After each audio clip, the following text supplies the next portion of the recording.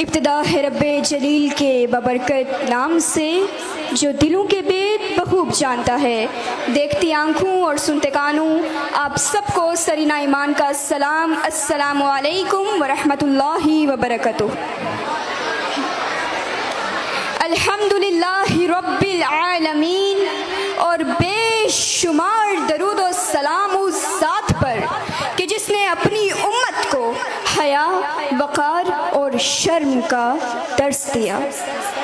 آج میرا موضوع سخن صرف ایک موضوع نہیں، ایک سوال ہے. خلعت انگریز یا پیران چک چک. یہ فقط ایک لباس کا سوال نہیں ہے جناب والا. یہ سوال لیے جو میں یہاں کھڑی ہوں، یہ سوال زمانے کی گرد میں کہیں دب گیا تھا مگر ختم نہیں ہوا. یہ سوال وہ ہے جو آج بھی ہر ایک نوجوان کے دل کے دروازے پر دستک دیتا ہے کہ اے فقر غیور، فیصلہ تیرا ہے کیا؟ خلعت انگریز یا پیران چک چک.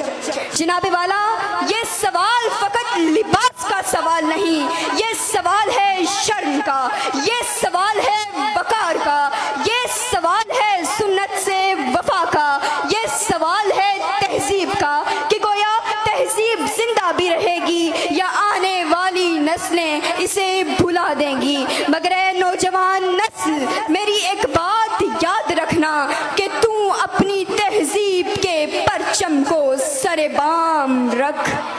تو اپنی تہذیب کے پرچم کو سر بام رکھ. یہ وہ سرمایہ ہے جو کسی خزانے میں نہیں ملتا.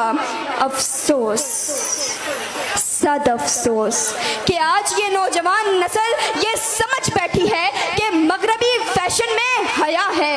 یہ نوجوان نسل مغربی فیشن کا دل دادا بنا پھرتی ہے. یہ نوجوان نسل ٹائی میں وقار اور پینٹ میں حیا ڈھونڈ رہی ہے. اے نوجوان نسل، یہ خلعت انگریز ہے، یہ پیران چک چک نہیں ہے. اگر وقار ہے، اگر حیا ہے، اگر شرم ہے تو وہ صرف اور صرف پیران چک چک میں ہے. یاد رکھیے گا، یہ وہی نوجوان نسل ہے کہ جس کے بزرگوں نے خون کے دریا عبور کیے اور کہا کہ کھا کر لاکھوں تیر سینوں پر لکھتے ہیں یہ ایک نعرہ، شرم و حیا دین ہے یہ پہچان ہماری. معزز سامعین کرام، وہ پیران چک چک جس کو ہم پہنتے ہوئے بڑا شرماتے ہیں، ہمیں بڑی آر محسوس ہوتی ہے، ذرا سنیے گا وہ پیران چک چک ہے کیا. یہ وہ پیران ہے جو فقط لباس نہیں ہے، یہ حیا ہے، یہ شرم ہے، یہ تہذیب ہے، یہ وہ پوشاک ہے جو عورت کو حیا اور مرد کو وقار بخشتی ہے. معزز سامعین کرام، حیا تاج ہے عورت کا اور وقار زیور مرد. جو اس کو چھوڑ دے تو سمجھو حالی ہیں ہتھیلیاں.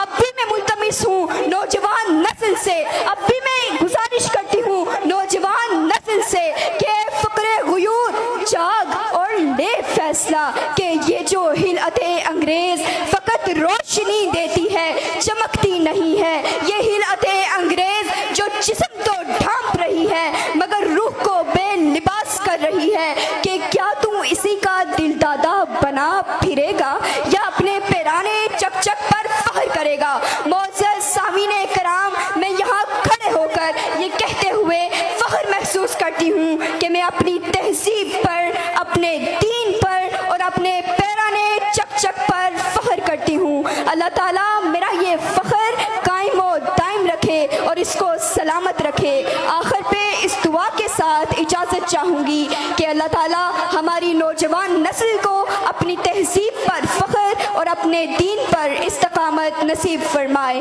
آمین یا رب العالمین. وما علینا الا البلاغ المبین.